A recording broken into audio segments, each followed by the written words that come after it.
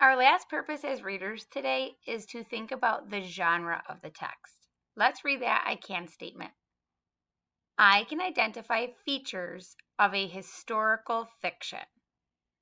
So your to-do today is to watch this genre mini lesson video, and then your second step is to log on to your Reading Wonders backpack and complete 11-2 November 2nd Monday genre workbook page. It will look like this: A Long Wait on Angel Island. You will answer your questions using complete sentences. So remember, as a third grader, when we answer a question, we restate the question, and then we go back into the text to answer the question. Okay? Let's think about our I can statement again. I can identify features of a historical fiction. So here are two historical fiction texts that you will be reading this week.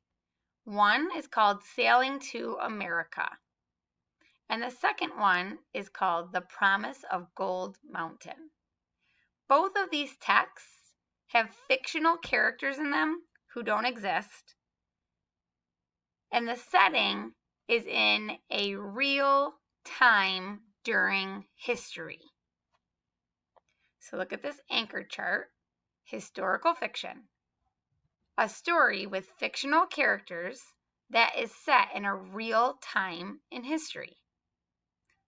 So for example, we might have made-up characters who don't really exist, but they went through a time in history like the Great Depression or immigrating to the New World known as America, or living during the gold rush, or pioneer life where early settlers came to America.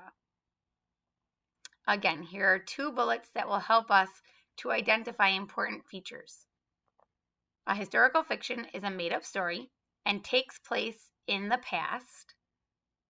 It has illustrations, which is a big fancy word for drawings, that show historical details. So as we're reading our text today, I am going to be modeling how to answer these three questions. You will answer these three questions on your workbook page today. Let's read these questions together so that we can set our brains up for our purpose when we're reading the text. Number 1, historical fiction tells a made-up story that takes place during a real time period or in the past. Here's our question. How can you tell that this is historical fiction? So for this answer, we're looking for made-up characters during a real time period. Okay? Number 2, how does the illustration show that the story is historical fiction? So the illustration, this arrow is pointing, will be the drawing. And number 3, how does the illustration help you know more about the main character? We'll have to think a little deeper here to connect our illustration to our character. Let's start reading in the text. Okay, third graders, let's think about our purpose. We are going to read this historical fiction, Sailing to America, thinking about the features of a historical fiction. Our essential question: why do people immigrate to new places? Read about why one family came to America. Right here, I already have some clues that support the genre historical fiction. The time period this took place in is during the immigration to America. Nora woke early. She hadn't slept much. It was March 1895. Da was leaving for America today. Uncle Sean immigrated there last year and found work right away. He asked Da to join him. It was Mama and Da's dream to one day live in America. Nora lit a lamp for light and sat down at the table. Her brother Danny joined her. "I feel like crying," he whispered softly. "I know," Nora answered. "So do I. But this is Da and Mama's dream. Da will find work and send for us. Look at the photographs that Uncle Sean sent. Doesn't America look grand?" After reading this part of the text, I've already noticed some features of a historical fiction. I noticed our two characters who are fictional or fake, Nora and her brother Danny. And I also noticed a real time period. This is taking place in 1895, where people immigrate to America. America is the land of opportunity where people come to get jobs, to practice freedom of religion, and to make money.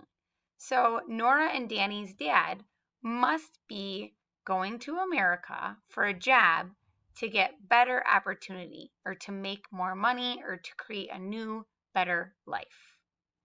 Let's read on.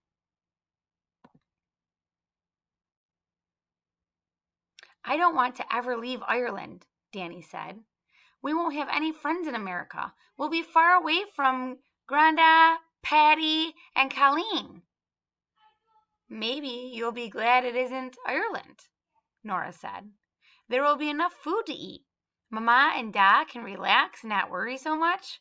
We'll all have a better life. America will be the land of our dreams."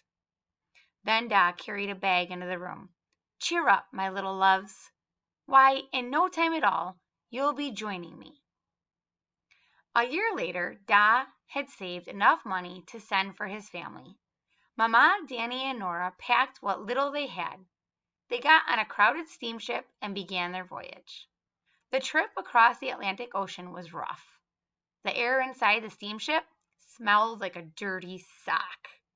The ship tossed up and down for days. The waves were as big as mountains. Many passengers became seasick, but Nora and Danny felt fine. Every day, Nora daydreamed and reread Da's letters. She thought of the buildings and streetcars he wrote about. In her dreams, she could picture Da on a crowded street. He had a big smile on his face.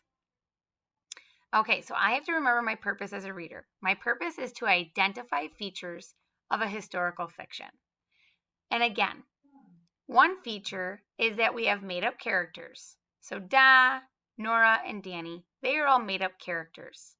But another feature is a real setting in the past. People who immigrated to America really did ride on steamships, and they really did experience very large waves in the ocean, as large as mountains. Let's read on, continuing to identify features of a historical fiction. One morning, Nora awoke. A moment later, she realized something was different. The ocean was as smooth as glass.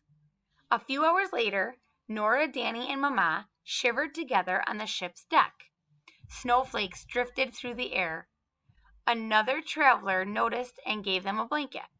It was as thin as a rag, but nothing could have been more valuable to them.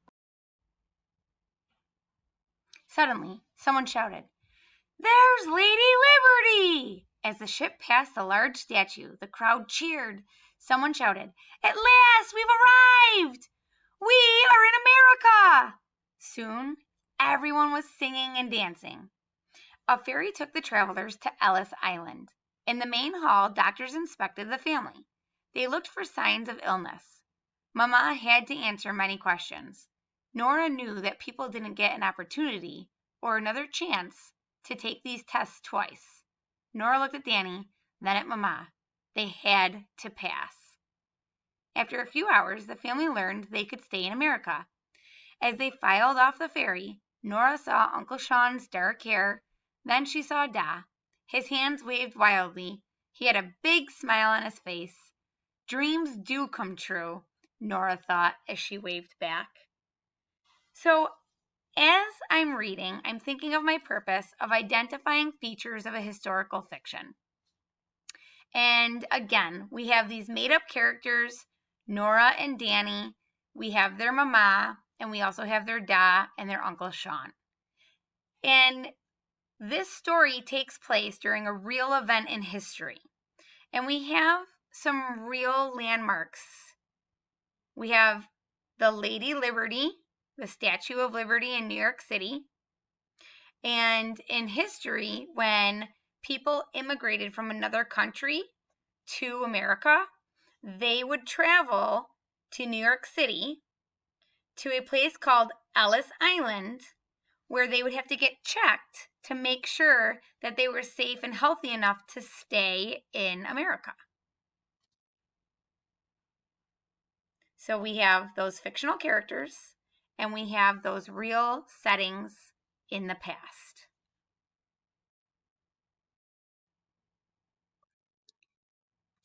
We are now going to answer our questions.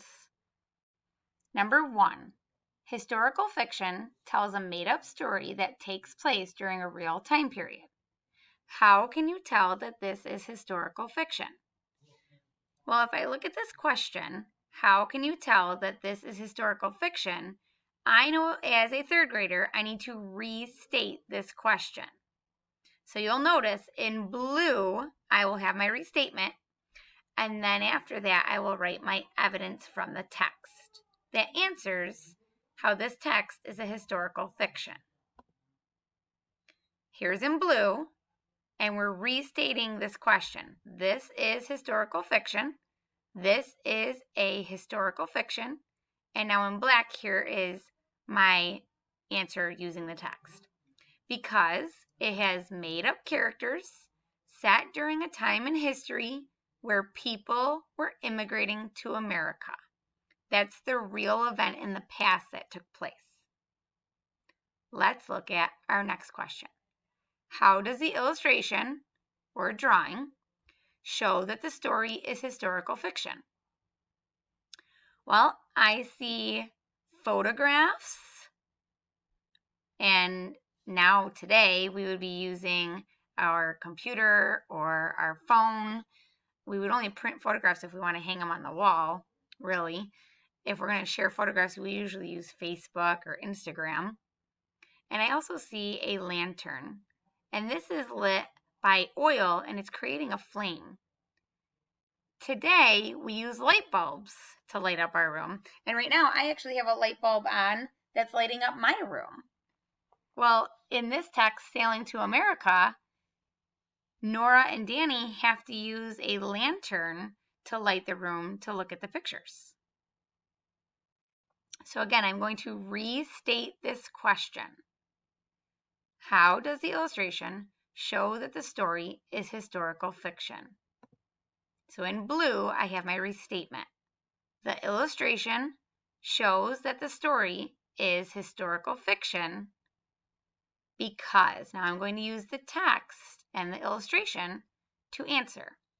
It shows the fictional characters looking at pictures of America using an oil lantern to light the room.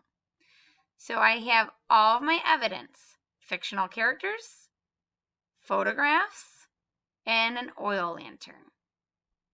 Make sure when you are answering your questions in your workbook page, you're using all the details in the text to answer your question. Question number 3. How does the illustration help you know more about the main character? Well, I know that the main character, Nora, her dad or her da is moving to America from Ireland for better opportunity. Well, Nora is looking at the pictures of America where her da is moving. So we're going to restate this question. How does the illustration help you know more about the main character? Look in blue. The illustration helps you know more about the main character. That's our restatement. And now in black, we're using the text to help us answer the question. because the characters are dreaming about living in America and they are looking at pictures of America. So we connected the illustration to the overall events in the text. So make sure when you are completing your workbook page, you are making those connections using the text. Okay, third graders, it is now your turn to identify features of a historical fiction.